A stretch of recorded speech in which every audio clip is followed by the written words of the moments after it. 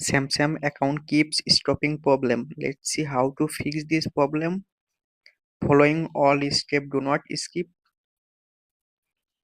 Go to phone setting or open on phone setting. Scroll down. Click on apps. Scroll down.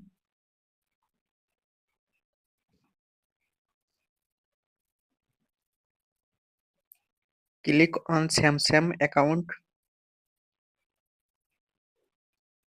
Tap on force stop. Tap on OK. Tap on storage. Tap on clear cache.